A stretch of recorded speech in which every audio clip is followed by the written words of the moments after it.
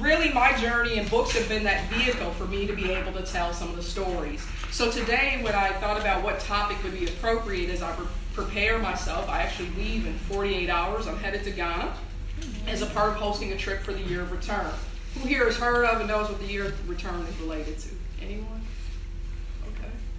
Oh, Sophie, take it away. Tell me. I know that it's, well, I'm not exactly sure on all the details. I'll help you. Okay. I know it's an anniversary. Anniversary of 1619, so 400 years back. And Sophie is 9, and she had the opportunity to travel with Professor Bolo to the University of Minnesota to Ghana. And Ghana, so then we're celebrating from 1619, a cultural heritage and a legacy that didn't go away, because sometimes people like to start a story and say the story began with the transatlantic slave trade. The story of Africa began with colonialism. And we know both of those statements are false, that there is a rich culture, a rich history, and in fact, that our enslaved ancestors not only brought their history with them, but they transformed the history of America. Simple things. Like when I went to the Smithsonian, how many of you have been to the African American Museum in D.C. as part of the Smithsonian? Okay. Oh, we got a hand, okay. It was a long time ago. Oh, that's okay. But now I'm extending another invitation. Please get a chance to go. But one of the stories that they feature is about a woman who was a part of the transatlantic slave trade, so taken away from her home in West Africa and brought here. And one of the things that she still had in her hair were some of the seeds from okra. So that's how we were able to bring things like okra, agricultural things, product, services, all together to continue on with a history, a culture, and a legacy. So she brought okra in her hair, and I was like, praise the Lord, she brought us some goodies. We fry it, we stew it, and we make some great meals. So why is all this important? Because unless we document this history, oftentimes we talk about diversity and inclusion and cultural others and bringing people together. What we really have to find is the legacy of history and culture, some of the common ground about our shared humanity and common destiny, which led me to a children's book that we released this past year, which is called Amazing Africa A to Z. To get beyond the notion, when I asked most people, I said, what is Africa, a country or a continent? And can someone help me out? Continent. Thank goodness. Say it with some confidence. And how many countries?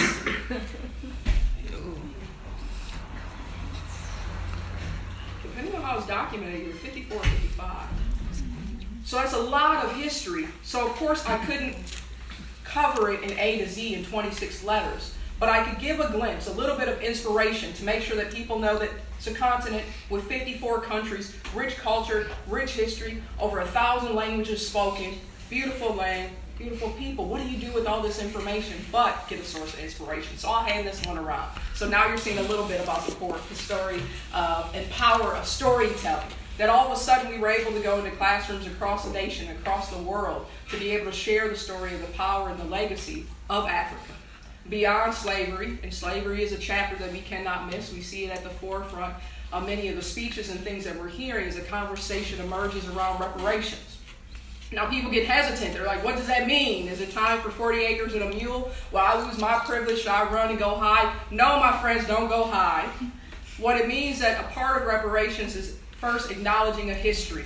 And acknowledging a history of a people who helped to build the economy of America. Now what we do with that, we can all have differing views, and we're not here for a debate. We're friends. We can deal with debates later. But I will let you know, you will see it in the public discourse, especially around the election, as people try to grapple with what does reparations really mean. So that can be a sidebar question if you'd like to learn more. I'll give you a glimpse of the other books. The other children's book is Justice Makes a Difference. This was our first children's book. Once again, history and how do you document it. It was a great opportunity to be able to tell civil rights history in a meaningful way for young people. I had grown weary because every time I went to talk about civil rights history in the classrooms, Young people would tell me it was about Dr. King. I was like, that's a wonderful start. Instrumental. And then they say, oh, it's about Rosa Parks, and she was just having a hard time because her feet were hurting. I said, my young people, no, don't put poor grammar in the mouth of Rosa Parks. Was Rosa Parks' protest, was it about her feet, or what was it really about? Can someone please help me? She needed Dr. Scholl's? No, she didn't. Please help me out here. So she was an activist who was actually trained, and she did this intentionally with that driver.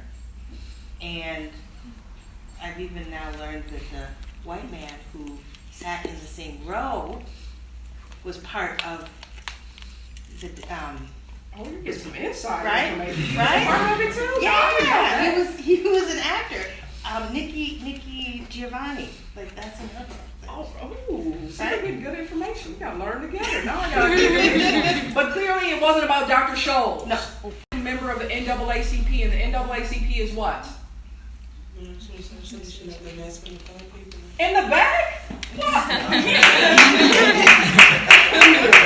Yeah, so she was a part of the NAACP. She was one of their early investigators. And one of the cases that she investigated early on was related to a woman by the name of Recy Taylor. Does anyone know Recy Taylor? Have you heard her name? Oprah said her name a lot.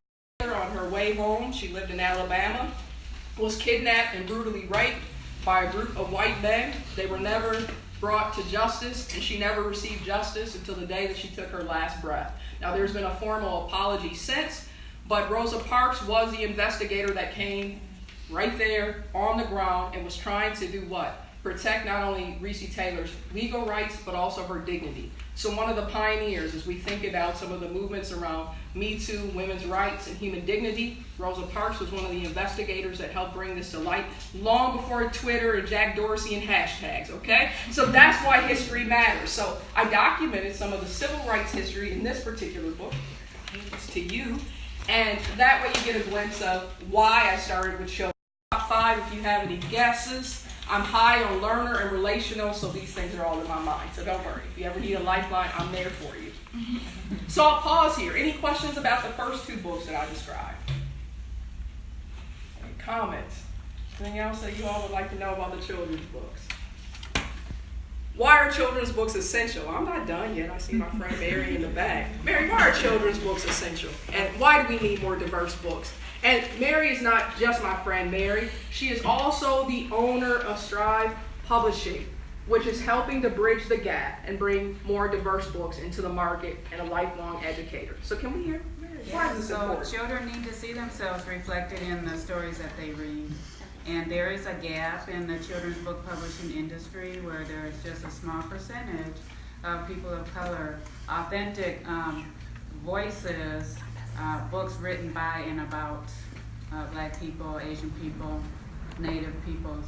And so we're all working in the publishing community to close up that gap. And that gap, to get a sense of what it is roughly only about 10% of books are written by an author of color or have a main character of color in the books. So when I think about that, once I saw the data, I had to take a trip down memory lane, and I said to myself, which books did I have? I don't think I saw a black character until there was a black girl that moved to Sweet Valley High and a black girl that was added to Babysitter's Club, Jessica. Those are the 2, and those are young adult books. I didn't have the opportunity that you have today with this wonderful collection here to see picture books that reflected me. So when I think about this is not just about the mirror sense, that young people of color can see a book that looks like them, but it's also about windows of possibilities, because we all need to be able to appreciate what the cultures bring to our experience, not in Minnesota, but around the world, and be able to learn and grow from each other. So it's a unique opportunity, and I challenge you to support with children's books, because we don't get the support we need from traditional publishing agencies and other stores and retailers. They're like, thanks, but no thanks. We have our own books, but our books don't represent, and they're not bridging that gap that I talked about earlier. So can we give Mary another applause?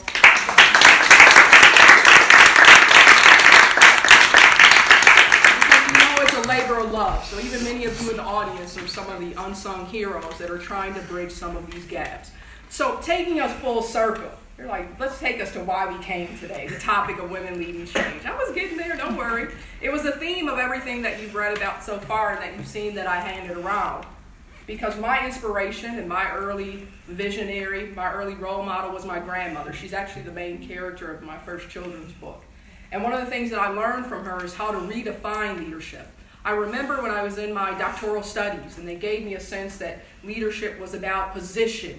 It was about title. It was about who had power. And I was like, I don't believe in any of that. Truly, leadership for me was about relationships. Leadership to me was about building. Leadership to me, and especially in becoming a civil rights attorney, was about the very essence of justice and freedom. And the person who embodied and represented that best was my grandmother for me. She didn't have to get a PhD, or she didn't have to go, oh, I'm the next big person in the room. In many ways and places, her presence was never announced, but her impact was felt long after she left. So when I think about that specifically, she was the one that gave me a love for books, because she knew that education would help me as a first-generation student to be able to achieve some of my goals as well. So everything she did was a labor of love. So all of a sudden, I'm just like, these leadership theories are missing something.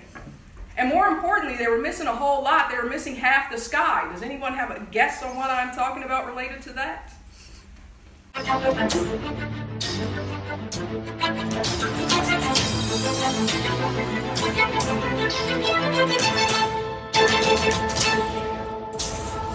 were missing the voices of women completely. Because when you look at some of the early leadership theories around traits theories, they were saying, well, leadership is innate. And primarily, if you look at the whole leadership canon and studies, you find that it's about who? Two identifiers, white males. And what was the main theme? And this shocked me, because I'm always like, I love everybody. I'm trying to work on building a better world. The most frequently cited metaphor is related to war. So when I think about that, my grandmother's story isn't encompassed, definitely wasn't about war. She's not a male, she wasn't white, but yet she was a leader that I wanted to emulate. So it was a chance for me through my dissertation research to try to find and build a new narrative. And for my students in here, how many of you are students? Okay, look around so you can see each other. You just found some new friends tonight. Because the reality is oftentimes you only talk to the people next to you, in the classroom with you, that go to your same school. You found some other people tonight that clearly, to come in for this type of topic, are interested and passionate about making a difference. So here you go. I just introduced you free of charge. That's tuition bonus. You have to friends. So I decided to use my platform, and that was a platform in the classroom. I was just a little old doctoral student, right? I used that platform to be able to tell my grandmother's stories and the stories of the women who shaped my life. I was inspired by a poem by Dr. Maya Angelou. It's called Grandmothers. And she gives this essence that I come as one, but I stand as 10,000. And what does she really mean by that? That the reality is, when we think about women in leadership, they say, oh, we're on the backs or we're on the shoulders of the women who have come ahead of us, our aunts, our mothers, our grandmothers. But really, I don't even think we have the honor of that, to stand on their backs or their shoulders. Really, sometimes we're still trying to find the path, because they were the trailblazers that were willing to sacrifice to help build stronger families and stronger communities, oftentimes without the thing that we all seek is praise. Remember, you said ego. I didn't forget. So how do you overcome ego? If I worked 24 hours a day, I probably couldn't do a tenth of what my grandmother did, just out of the nature of the character of who she was and what she stood for. Because for me, I'm like, oh, low wages. We need livable wages, and we need to bridge the wealth gaps and all these sort of things. My grandmother worked most days and made $20 to $40 a day, cleaning someone's houses. And when I say houses, plural, sometimes you need 2 or 3 houses to make $40. Plus you have to clean dishes. Plus you're washing clothes. Plus you're babysitting. Whoa, it doesn't sound like she got a fair break. But out of all of that, she made a fraction of the money that I made. She did even more, because her heart was in it, and she loved the work that she was doing, and she was committed to something that was bigger than herself. And based upon my faith, it gets to be good multiplication. God's math's the best math, so her work was multiplied time and time again. So when I think about women in leadership then, it's not just about my grandmother. In fact, research shows us time and time again that despite not having as many women in leadership roles as we should, that most people, based upon survey research, would say that they would want the qualities of women in leadership roles. And what are some of those qualities that you can think of that people may want? Empathy. Empathy? servanthood. Anything else? Like nurturing. Nurturing, listening, caring, gender specific, but yet when you look at the data, what most people want to see in their leader. So I'm just going to take the last little bit to take the liberty of helping us to do a couple things. The first thing on defining leadership. Remember I said it went beyond position or title? I want to give you just a couple quotes to give you a sense of what it really means. The first one is related to vision. This is from Oprah Winfrey. She said, whatever our dreams, ideas, or projects, we plant a seed, we nurture it, and then reap the fruits of our labor. And I want to pause on this one in particular, because oftentimes the leadership challenge is, we want to plant the seed and reap the harvest. Oh, I was struggling with that last week. I almost didn't want to get out of the bed because I said there were some things I said in motion that should have come to fruition by now. But the beauty of leadership is I plant the seed, someone else may water it, another person may prune it because it's a part of a collective vision. So I'm like, go Oprah, thanks for that quote. Social justice, from the words of Ida B. Wells. The way to right wrongs is to turn the light of truth upon them. Who's Ida B. Wells? Does anyone know? No? She was another activist, wasn't she? She's another activist? Okay. Any idea what field she was in? See, you all need Justice Makes a Difference book. I cover Ida B. Wells there. That was my shameless plug again. Did she have something to do with the suffragette movement? Suffrage? Okay, let's see. Is she a scientist? Was she a scientist? Journalist. Journalist? Mother, you unfair advantage. A journalist. A journalist. Not a part of the suffrage movement per se. But one of the things that she did as a gift to humanity was she talked about racial terrorism in the form of lynching. And she wrote a book called The Red Book. So as a journalist, she documented the history of lynchings, not only in the South, but also in the North. She also was very active and wrote about what we call today modern day social justice issues in education, healthcare, and business development. So she was at the forefront of taking pen to paper of making an impact, of telling the stories of everyday people. Next up, as we define leadership, is service. I couldn't leave Dr. Maya Angelou out. You could tell I watch all her YouTube videos, so I'm like, one more from her. And her advice was simple, because sometimes we get overwhelmed. Like a million different issues. What can I do? If I'm in a leadership role, where do I begin? Listen to this simple advice. She said this is what she learned from her grandmother. If you get, give. If you learn, teach. I was like, if it was only that simple. But I think it actually is. Because it's really begging the question of what do you have in your hands to make a difference in the world? And how can you leverage and use it to make a greater impact? Once again, remember Oprah talked about planting that seed for an investment in the future. So then here's the one that oftentimes comes up as a great debate amongst folks as they're trying to study this idea of leadership.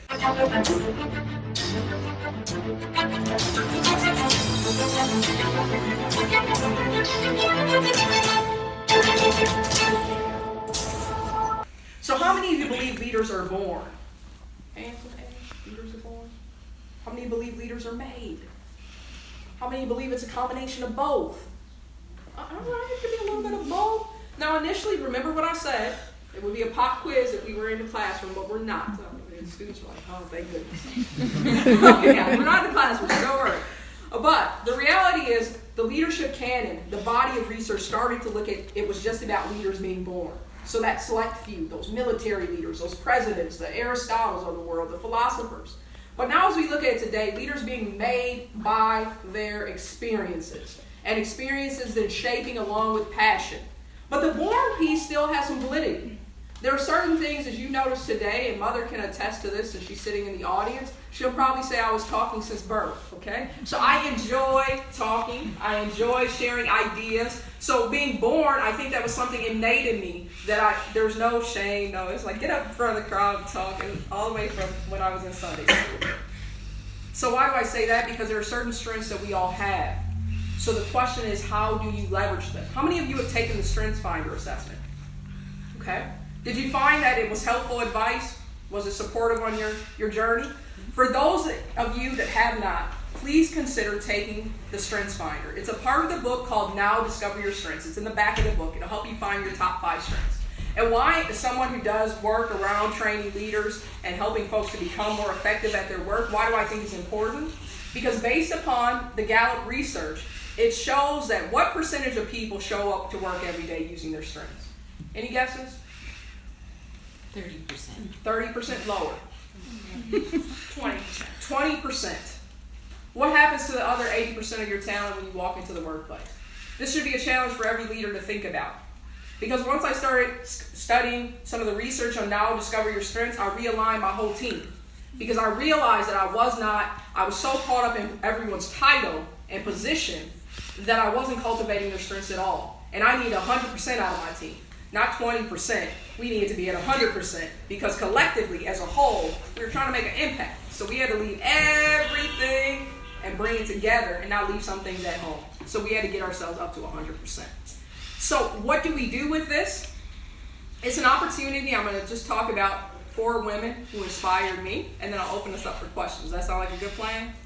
All right. The first one is Yaa Asantewaa. And I'm going to talk about her in the capacity of leadership because what she gives us is the importance of having a vision. Now, we hear many things about vision. We'll say, you hear, without the vision, the people perish. The one from the prophet Habakkuk goes something like this: write the vision and make it plain so that way he who sees it can run with it. Let's make it a little more inclusive so all of us can run with it, right? And what is that really all about? That without a vision, we don't know where we're headed. So for our students in the back and are surrounded around, keep your vision in focus. You'll have difficult times ahead, but if you can keep your vision in focus, you know where you're headed. And Habakkuk doesn't end there because most people just get excited. He gives us a real sense of realization. He says, it will not tarry, it will not delay, it will come forth at its appointed time. Oh, appointed time is a commencement. When you march across that stage, oh, it's a blessing. But really what he's saying is that we have to make sure that although we have the vision, that there's going to be some steps along the way. So Yaa Asantewaa understood this well. And thinking about the fact, all of a sudden she has a real challenge. Someone was trying to take away the golden stool. What's the golden stool? Does anyone know? What's the story of it? Our dear sister Monica's in the back. Tell us, why is Yaa Asantewaa important to us? Okay, I'm Monica. She's asking because I'm from Ghana. And Yaa Asantewaa is from Ghana. So the golden stool is important because she comes from a very powerful tribe in Ghana called the Ashantis. So they have an Ashanti kingdom, and the golden stool is the symbol of their authority. So during the war of the golden stool, the British wanted to take that because they knew if they take that, what does that mean? It means the kingdom is no more powerful because they were one of the kingdoms that really stood out to the British trying to fight colonialism. So that was the reason why, and it was really the symbol. And I mean, nobody has seen it before. It's not for the public, but they knew that was the symbol of the Ashanti kingdom. So they had to take that to break the kingdom down. So hold on, Yaa Asantewaa, hold on. Did she go out by herself? Did the man tell her she had to go? What was her plan? How does this relate to women leading change? This is getting interesting. I need to know. This is like Netflix worthy. So somebody. At that point where they asked for this to be surrendered to the British, the men were like, at this point we have no choice. We have to get it out. And she's like, wait, I told you men are supposed to be brave. I thought you're supposed to be at the forefront fighting for this. And she's like, no, if the men are not going to, we the women are going to fight for this too. So that's the story.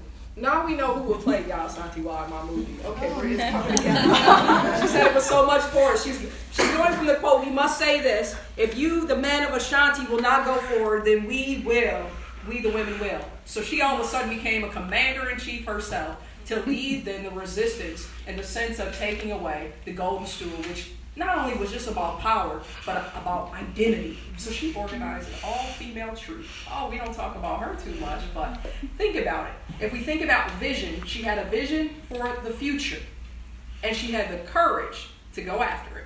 So next up, the power of establishing partnerships. And I see all these trees, so this is perfect for this. This is about Dr. Wangari Maathai. Does anyone know anything about Dr. Wangari? We know her as a Nobel Peace Prize laureate, and the reason why I'm connecting her with trees, and that we're surrounded by so many beautiful tapestries of trees, is because she founded what we know today as a Green Belt movement. She had a vision. She said, well, part of the Create a Strong Community is around what we call today environmental justice. that she grew up in nature, so we had to preserve trees. And industry, yes, would come, but we can't lose our natural environment because that's who we are, that's our culture, that's who we are as a people. So Dr. Wangari could have said, it's a shame nobody else agrees with me. I don't know if I can do this. But she started to bring together women. Remember our theme is women leading change.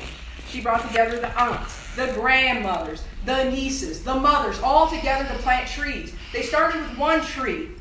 And today, as a result of their efforts, millions of trees have been planted around the world. And notice what she says, because she notices that it's not just about her hands. It has to be the hands of many to accomplish meaningful work. She says, until you dig a hole, you plant a tree, you water it, and you make it survive, you haven't done a thing, you're just talking. What is Dr. Wangari telling us with that? She's saying, get busy. Until you start to work, until you start to take action based upon the issues that you're passionate about, you're just talking. And she also recognized then that she couldn't do it alone. It would be through the power of partnerships. Next up, as a leader, we also have to set an agenda. So this one, I salute Sister Shirley Chisholm. Does anyone know anything about Shirley Chisholm? This is why I love the work that I do. Oh, please, I want to see you. You got NAACP and Shirley Chisholm. Please. She was the first African American Congresswoman, and she was the first black woman to run for president and get traction. Ah, look at that. Your school is paying off. Tuition dollars. Yeah. Yes. And she said, her quote is about setting agenda. You don't make progress by standing on the sidelines. You make progress by implementing ideas. So she paved the way. Remember I talked about Oprah's quote on planting a seed? She planted a seed for where we are today, to have female candidates running for office. She did this in the early 70s. And was she well received? Of course not. Anytime you're trying to lead and do something differently, expect that you won't be well received. That just comes with the territory. People are like, do you care if you're like? No, I already expected that once I started doing my work. It's not an expectation. I like myself. Say, good morning, self, I like you. So start that in practice, and then you can go further in life. So I like myself, and Shirley Chisholm did as well. Because one of the things that she talked about, she said, if you didn't have a seat at the table, she gave us good advice. She said, bring your own folding chair. That way she couldn't be excluded. And her campaign motto was unbought and unbossed. So a little homework for my students in the crowd. You need some inspiration? Bring your chair with you. Meaning bring your advocacy with you. Bring your strength with you on that leadership journey. Sister Shirley paved the way for us already. Last but not least, we know this name and we hear it frequently. And this is about courage. Leaders must have courage. I didn't say fear doesn't exist, but we must have courage. So when we look at this specifically, I'm going to bring in a dear sister by the name of Harriet. Now everyone can probably guess her name. Harriet Tubman. So I was on Instagram one morning trying to figure out what was my agenda for that day, and I saw this image that really spoke to me. But before I go into what's on the image, it was personal for me. I was trying to figure out what was my path as a leader. I remember seeing one of my mentors. I was going into the gas station, so I'm like, he will solve my problems. When I see him, he's going to answer everything. But lo and behold, he went into the gas station and he was just moseying on along. He's like, oh, get some Snickers bars, newspaper. I'm like, don't you hear my dilemma? Like, focus on me right now. Has anybody had a circumstance like that? And so I was just like, everything's not fair. We do this work and we say it's about justice, and I haven't seen justice yet. We do this work, and by the time I make 1 foot forward, I feel like I went 10 steps back. How can we continue to do this work? And the mentor I'm talking about is one of the early scholars, helped integrate many colleges and universities as an African-American faculty member. So afterwards, I was like, how dare you, in light of all the struggle he's been through, make it about yourself and ego. But in the moment, I was like, I need some support. But lo and behold, he never answered me. He did work me over good, though, because I ended up buying a bunch of Snickers bar and newspapers thinking I would get his attention. So he had every variety by the time he left. But as he drove off, he rolled down his window, and I will never forget it. It radically transformed my life. And he said, what would Harriet do? I'm thinking, what would I do is the question. But he was asking that question of what would Harriet do in the sense of Harriet Tubman. And here's the advice that she gave folks, just in case you need a little motivation for a Monday. It said, she told the folks, if you hear the dogs, keep going. If you see the torches in the woods, keep going. If they're shouting after you, keep going. Don't ever stop. Keep going. If you want a taste of freedom, keep going. Now, I know today we're not running in the sense of on the Underground Railroad, and we're not running the same sense of urgency even that Harriet Tubman had. But the advice still rings true today. To be a leader, you must keep going. So there could be the noise of folks saying, well, what direction are you going? Are you sure this is what you're seeking to accomplish? But the greatest challenge is to put one foot in front of the other and keep going. And for my students, which our audience here, I'm looking at some of you, it also means then that even in the classroom, keep going. Outside of the classroom, keep going. Because when we think of these stories of the women that came before us, they never stopped. And had they stopped, we wouldn't be sitting here today. Because many of them laid the foundation for the community that we're sitting in. And definitely, as you're thinking about an organization like 10,000 Villages, helping to create the products that we see, the beautiful things that are surrounding us today. So what do we do with this message of women leading change? We embrace history. We embrace the narratives. And a challenge that I'll give each and every one of you, find a woman and learn about her history. Learn about what inspires her. And especially, I had the greatest gift. I was able to get that from many of our elders in the community. So seek them out. Seek out that wisdom and knowledge to learn about the inspiration, how they've been able to lead change. So with that, I thank you. Thank you, thank you.